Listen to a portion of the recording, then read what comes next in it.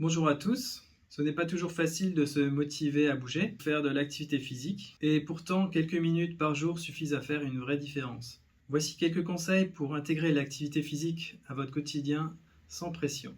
Un bon moyen est d'intégrer le mouvement dans son quotidien. Par exemple, faire des exercices pendant qu'on fait une autre activité. On peut imaginer, pendant qu'on se brosse les dents, faire des appuis pointe des pieds pour travailler les mollets. Quand on est assis au travail ou chez soi, on peut tendre la jambe pour solliciter le quadriceps, maintenir la jambe tendue comme ça, 20-30 secondes. On peut imaginer faire une fois toutes les 2 heures, 4 fois dans la journée, on se fait une petite pause de notre activité qu'on faisait et on se fait quelques pompes contre un mur. Si on a l'occasion de travailler debout, d'avoir un bureau qui est ajustable, ça peut être intéressant de passer une partie de notre temps de travail en étant debout. Pendant qu'on est debout au travail, on peut par exemple aussi faire des mouvements latéraux de la jambe pour travailler les abducteurs. Lorsque l'on est assis, on peut également faire des extensions de jambes. Dès qu'on a l'occasion, si ça va, s'il n'y a pas trop de douleur, si on n'est pas trop fatigué, prendre l'escalier dès que c'est possible. Même monter un étage en plus chaque jour sera bénéfique. On peut aussi également monter les escaliers 2 marches par 2 marches ou sur un des étages qu'on va monter sur la pointe des pieds sur chaque marche. On peut aussi se dire, dès que l'on est au téléphone, on va marcher en même temps. Il y a plein de petites choses comme ça où on peut intégrer facilement l'activité physique dans son quotidien. Et du coup, comme c'est intégré directement dans le quotidien, c'est moins une charge mentale et sans s'en rendre compte, on fait plus d'activité physique qui sera bénéfique pour notre santé. C'est également bien aussi, dès qu'on a l'occasion de bouger, de favoriser une mobilité active. Donc dès qu'on a l'occasion de faire des trajets à pied ou en vélo, c'est bien de le favoriser. On peut également, si on prend le bus ou le tram, descendre un arrêt plus tôt, ça nous fera une petite marche en plus. Ou quand on fait les courses, se garer un petit peu plus loin. Donc on aura à la fois le travail des membres inférieurs en marchant, mais également en portant des courses, le travail des membres supérieurs. Et comme dit par rapport aux escaliers, prendre les escaliers plutôt que l'ascenseur quand c'est possible. Ce sont à chaque fois des occasions de stimuler son corps qui seront bénéfiques. On a souvent tendance à négliger toutes ces petites activités physiques du quotidien. Ce qui est important, c'est également quand on va faire des séances de renforcement musculaire par exemple, c'est de choisir des exercices qui nous conviennent, où on se sent à l'aise, où on sent bien les muscles qui sont sollicités. Après, on aura la satisfaction de les avoir travaillés et du coup, on se sent bien. La sensation de travail des muscles favorise la motivation. C'est aussi intéressant d'intégrer des exercices ludiques et aussi de la variété, parfois pour éviter la lassitude. Il y a plein de possibilités réalisables avec pas ou peu de matériel. Ça nous permet d'essayer plein de choses et de stimuler le corps de différentes manières, ce qui sera bénéfique. Autre point pour se motiver, c'est de créer un environnement propice. Par exemple, rendre l'équipement visible et accessible.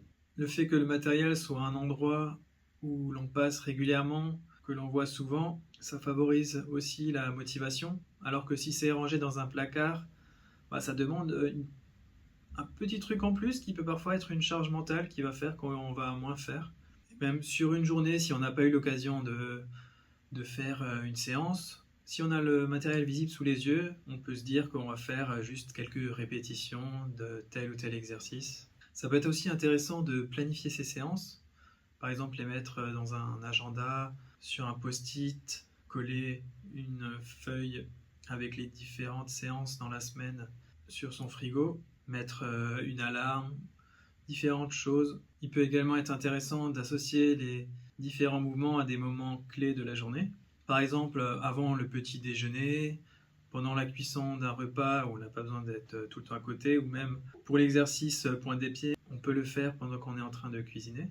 Faire des exercices lorsque l'on passe dans un endroit en particulier, où on s'est dit qu'on allait faire tel ou tel exercice. L'idée de ne pas avoir trop besoin d'y penser, que cela se fasse naturellement, que cela devienne une habitude. Le but, c'est que l'activité devienne une habitude sans effort mental. Une des choses qui coupe souvent la motivation, qui rend plus compliqué, c'est la contrainte temporelle. Parfois, on pense qu'il faut vraiment faire une demi-heure, une heure pour avoir les bénéfices, mais même des temps plus courts de 5, 10, 15 minutes peuvent amener de nombreux bénéfices. Donc c'est bien de commencer petit par 5-10 minutes, les micro-workouts de 1 à 2 minutes, on va faire une ou deux séries d'un exercice. C'est plus facile de se trouver 5 à 10 minutes à plusieurs moments de la journée qu'une demi-heure, une heure d'affilée. En ce qui concerne ces séances de 5 à 10 minutes, vous pouvez vous référer au guide semaine que je peux vous envoyer si vous le souhaitez. On peut également s'appuyer sur la motivation intrinsèque, donc visualiser les bénéfices qu'il y aura. Par exemple, plus d'aisance au quotidien, une meilleure posture, moins de douleur, plus d'énergie au quotidien, de nombreux bénéfices, de nombreux aspects que l'activité physique peut améliorer qui nous permettront de nous sentir mieux. Une autre idée pour la motivation peut être de noter ses progrès. Donc le nombre de répétitions sur chaque exercice, la charge, le temps passé à faire chaque exercice, le fait de prendre des notes sur la charge, les répétitions, le temps, ça nous permet de constater la progression. Pour se motiver, il peut aussi être intéressant d'utiliser des supports motivants. Par exemple, écouter de la musique, écouter un podcast. Donc, on fait à la fois l'activité physique et on apprend des choses qui nous intéressent. Regarder un documentaire en même temps. Il y a plein de choses qu'on peut faire en même temps qui permettent de se motiver.